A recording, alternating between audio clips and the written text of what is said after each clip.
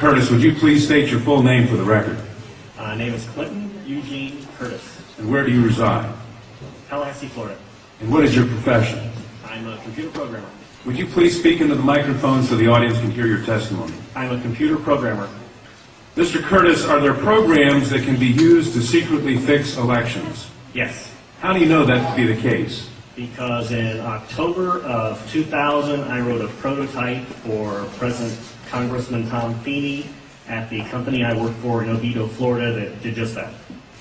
And when you say did just that, it would rig an election? It would flip the vote 51-49 to whoever you wanted it to go to and whichever race you wanted to win. And would that program that you designed be something that elections officials that might be on county boards of elections could detect? They'd never see it. Mr. Would you answer that question once again? They would never see it. So how would such a program, a secret program that fixes the election, how could it be detected? You would have to view it either in the source code, or you'd have to have a receipt and then count the hard paper against the actual vote total. Other than that, you won't see it.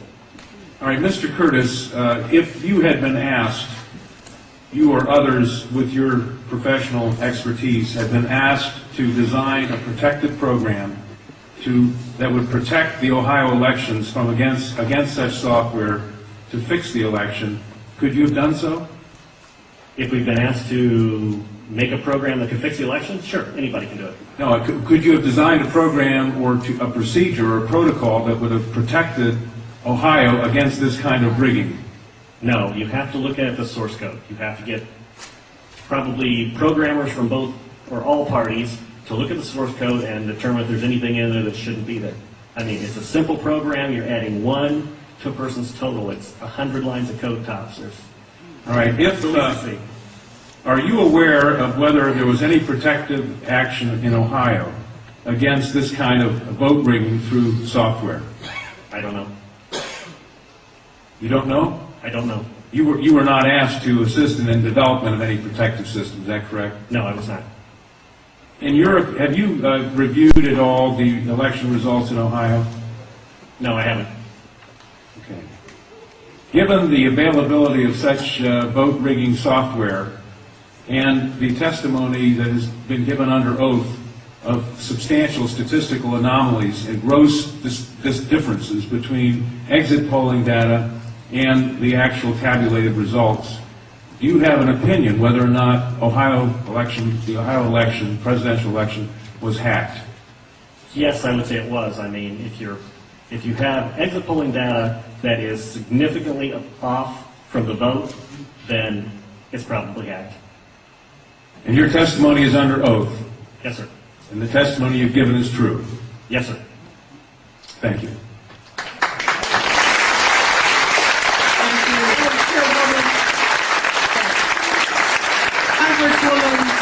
Councilwoman Waters and I have the same question. Come back to the podium. Who did you say you were asked to prepare? I was asked by Tom Feeney. He's now a congressman. At that time, he was Speaker of the House of Florida, Yang Enterprises, which was the company I work for, lobbyist, and their corporate attorney. He wore a lot of hats. And at the time, he was the Speaker of the House of Florida. Is that what you said? Yes. Okay, thank you. Congressman.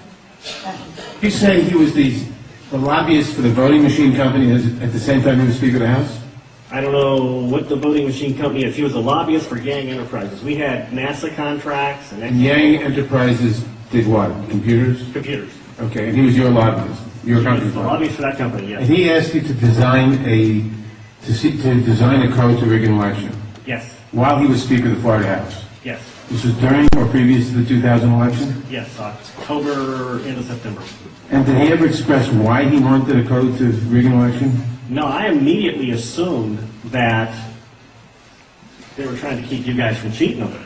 So, so I wrote up the documentation on what you would look for in the source code, how you would make sure that you didn't get, taken advantage of, make sure that all voting machines had receipts, because that way you could back count the ones that looked a little funny. And I handed it over. By receipts, you mean a paper trail? Yes, paper trail. And I handed that in to Mrs. Yang and said, here's your report, here's your program. And she said, you don't understand, we need to hide the fraud in the source code. Hide the fraud, not reveal the fraud. Not reveal the fraud because it's needed to control the vote in South Florida, was what she said. That's what she said. That's To your knowledge, was this used? I have no idea. I was ready to leave, so I retired and left the company. Your testimony a moment ago, I think you said just before you left in answer to Congresswoman Tubby Jones' question, that, would you just repeat what you said in terms of the exit polls? Oh, the exit polls should not be significantly different than the vote. And if they were, you would conclude what? I would conclude someone's playing with the vote. Now with the exit polls? That's possible too. Okay, I was going to ask why something is definitely skewed. something is skewed in one or the other about. Right. To select which one, you'd have to see where the problem is. Let me ask you one further question. Assuming for the moment that such software, that's what you call it, such software to rig a vote was used in one or more machines in Ohio or in Florida, could you today detect that if you looked at the source code? If you get the machines and they have not been patched yet, I mean, once they get in and touch them, anything can happen. You can also set timers to that, but then you see the timers. Then you'd have to take those machines, decompile them, which I couldn't do, but possibly a Microsoft or MIT something could do.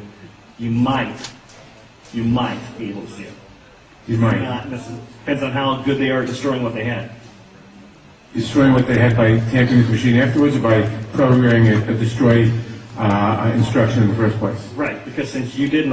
Either or both? Either or both. You didn't actually see what's in there, so you don't know if the code is running in a single executable or running in various modules. If it's running in modules, you can make the code actually eat itself. Let me ask you one further question.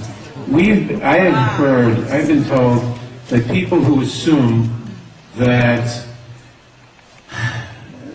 lots of the election results, or that a large fraction of the election result in a state may have been affected by deliberate fraud in the computer, are paranoid because in order to do that, you have to have access to thousands of machines, and that would be readily detectable. To what extent is that true?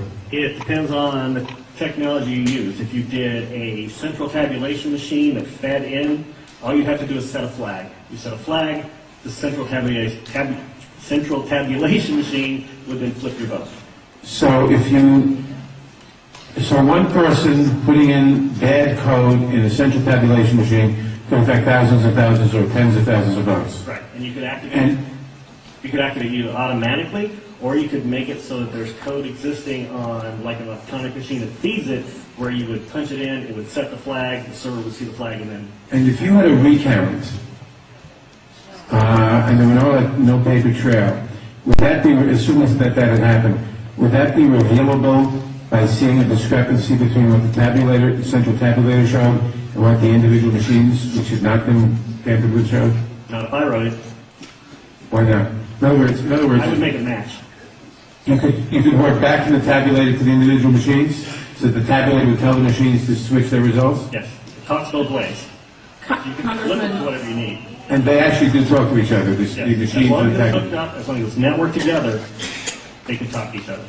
So in other words, there's absolutely no assurance whatsoever on anything with regard to these machines. Absolutely none, unless you look at the source code and make sure it's safe before it goes in. Thank you very much.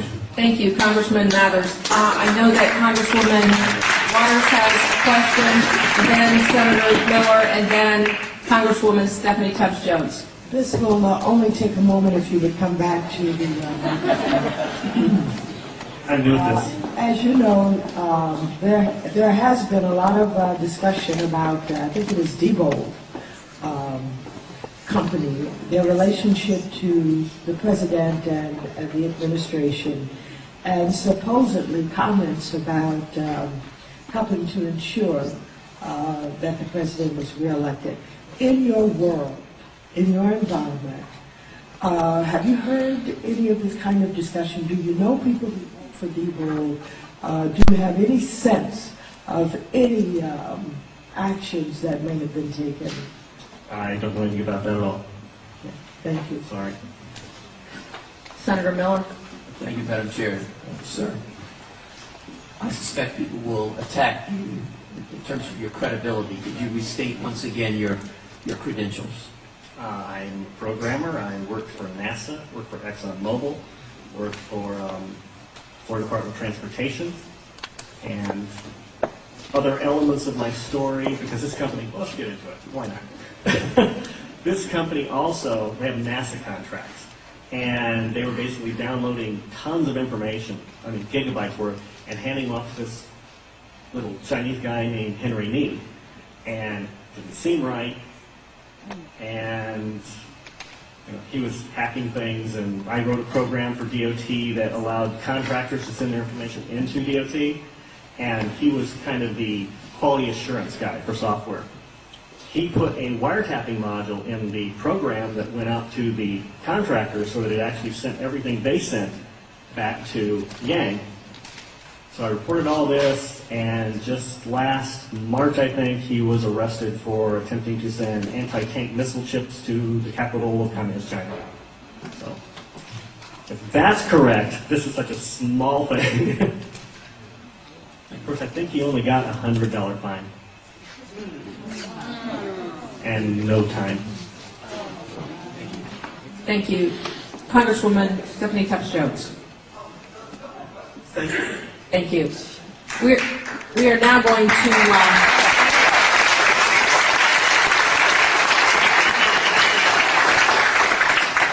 back to the public testimony.